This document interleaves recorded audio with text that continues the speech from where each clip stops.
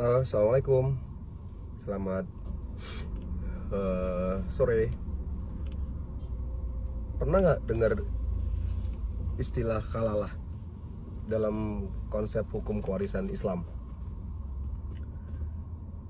Nah, secara normatif ya, definisi kalalah ini kita bisa merujuk pada ketentuan pasal 182 Kompilasi Hukum Islam. Kompilasi Hukum Islam ini, sebagaimana kita ketahui, itu dasar hukum yang dijadikan sebagai pedoman oleh hakim di pengadilan agama di dalam menyelesaikan persoalan-persoalan yang menjadi kompetensi absolut dari pengadilan agama, mana salah satunya berkaitan dengan soal kewarisan. Nah, kembali ke konteks kalalah, itu di pasal 182 itu didefinisikan bahwa kalalah itu seseorang yang meninggal dunia tanpa keturunan.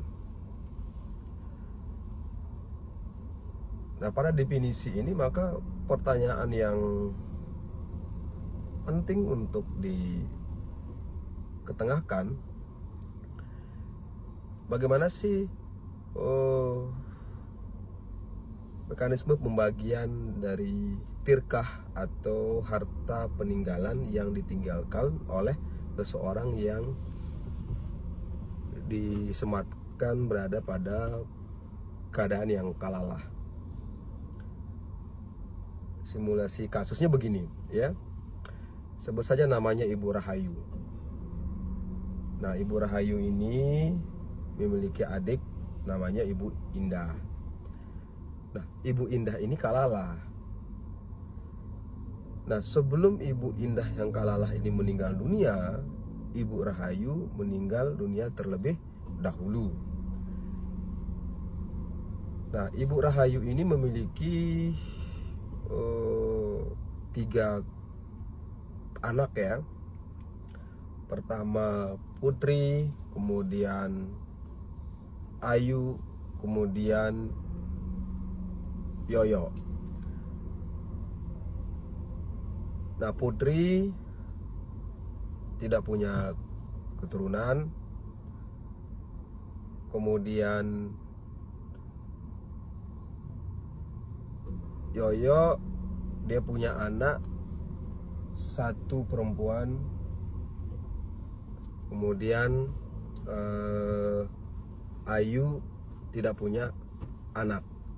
Jadi 3 perempuan ya, anak 2 perempuan, 1 laki-laki, anak dari Ibu Rahayu.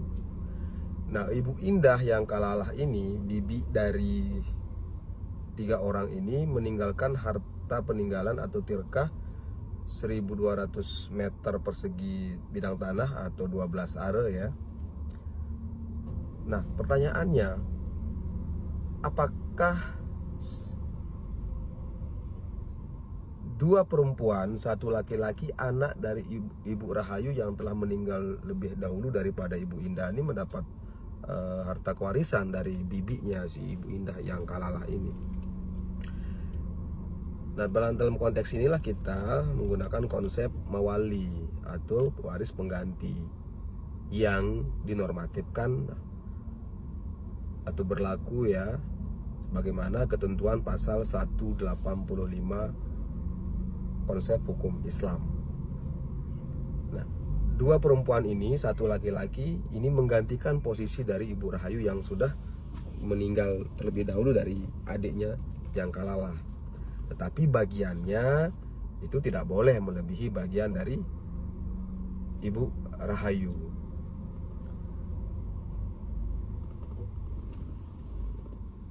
Lalu bagaimana, apakah anak dari Yoyo ini juga dapat bagian dari harta peninggalan dari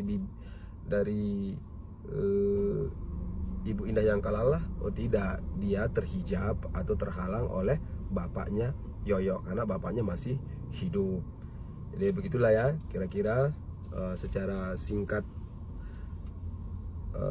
kedudukan kalalah dan bagaimana kewarisan dari tirkah yang ditinggalkan oleh seseorang yang kalalah. Jadi sekaligus itu merangkum di dalam di dalamnya itu ya, dalam konteks kasus tadi itu menggunakan konsep mawali waris pengganti juga sekalian, tapi beda-beda kasus ya, beda-beda kasus juga, beda-beda artinya kalau dalam kasus yang tidak ada waris pengganti maka tentu kita tidak menggunakan waris pengganti.